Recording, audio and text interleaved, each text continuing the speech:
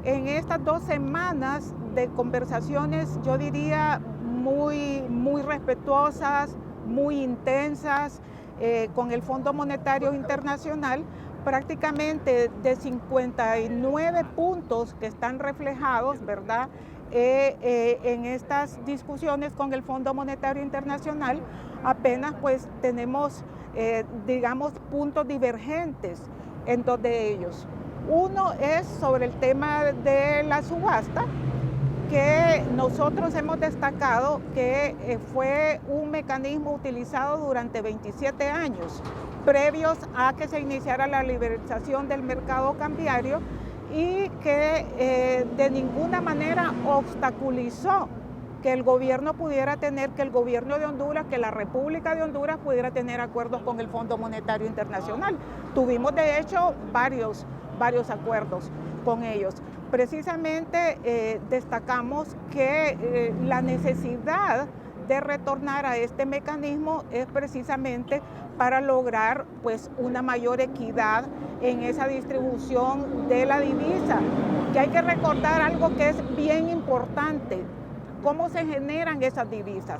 los recursos que le ingresan al país,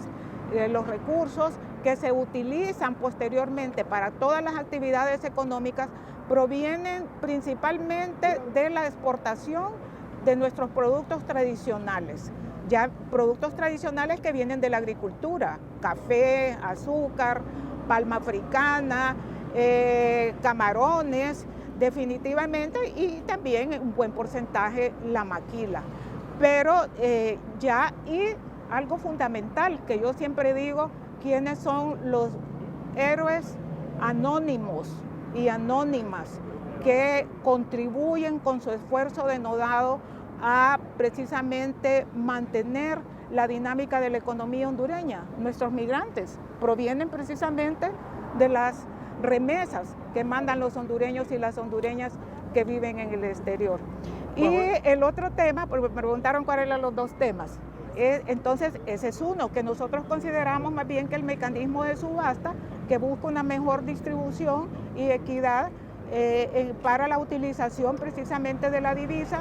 para todos los sectores económicos, es importante. Miren, en este momento de desaceleración de la economía a nivel internacional, es importante que el Estado pueda contribuir, ya sea vía sus programas directos de inversión pública o vía también política pública, podamos contribuir a mantener a flote nuestras distintas actividades económicas que son tan importantes para la generación de empleo. Entonces, el otro tema es el financiamiento del Banco Central a la Secretaría de Finanzas, que está establecido en la ley constitutiva del Banco Central de Honduras, que establece que son excepciones basadas en buena medida en situaciones de emergencia